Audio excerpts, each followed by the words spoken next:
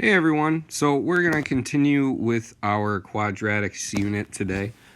In the past, we have talked about solving a quadratic by factoring.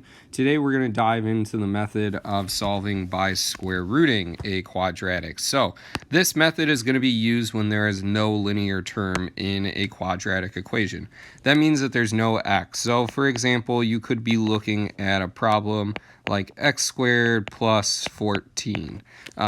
Notice that there's no plain old x to the first term, so that's what we're talking about when we're saying it's missing the linear term. Now, steps for solving here, we're first going to isolate the quadratic itself.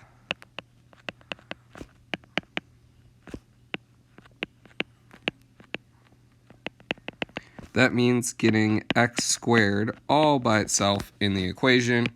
The second step that you need to follow is you're going to square root both sides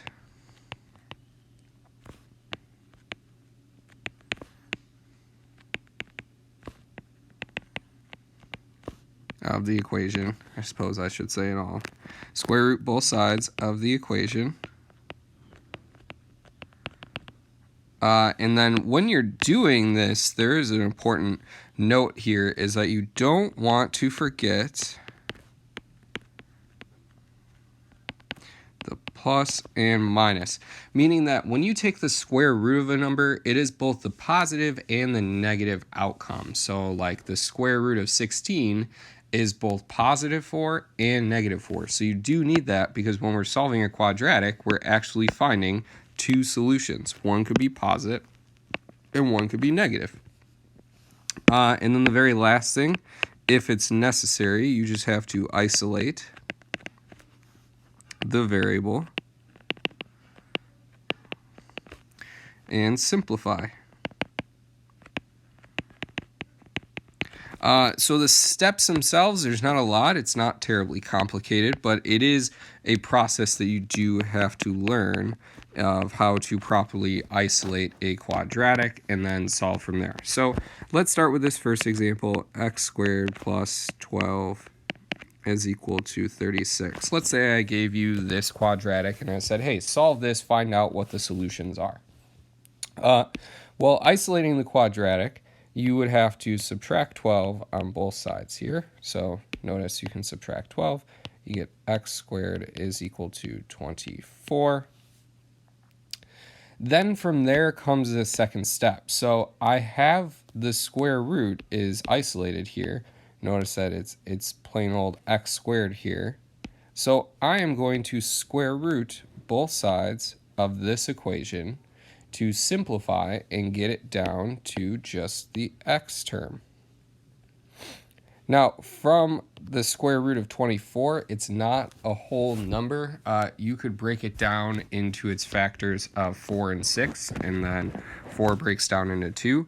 So this actually turns out to be plus or minus 2 square root of 6. So square root of 24 simplifies to 2 square root of 6, and it's both the positive and the negative value. So let's maybe make a little note for yourself. This means x equals 2 root 6 and x equals negative 2 square root of 6. So it's both the positive and the negative value of 2 square root of 6. Here's another example. Let's say we have 9a squared is equal to 25. So notice that there's a coefficient in front of the a squared. So I can't just square root both sides now because I have to get the quadratic by itself first. So I want to isolate this a squared. So I'm going to divide it by 9. And then we're going to leave that in fraction form. So I'm going to leave this as a squared is equal to 25 over 9. And then you want to square root both sides because your quadratic is isolated. So when you square root a squared, you're going to get plain old a here. And then remember when we are square rooting a fraction here, so this would be the square root of 25 over the square root of 9. You can take that fraction and break it apart into two separate ones. So that gives you plus or minus 5 over 3 when you simplify it.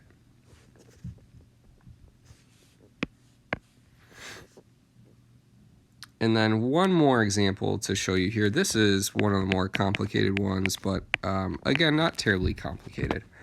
So x plus 1 squared plus 2 is equal to 10. So here's why this one can be confusing, because when we always say that you're isolating the quadratic and there's no linear term when we're solving by square root method,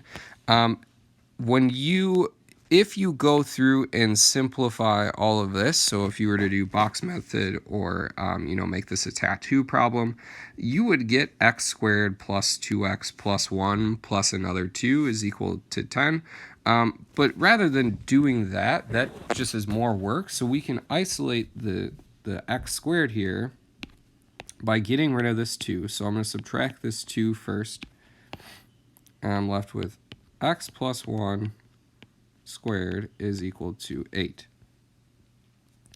Now, I can't subtract 1 because that would go across the parentheses. So I actually need to square root both sides first because I need to get rid of this squared. So by square rooting, you're left with x plus 1 here.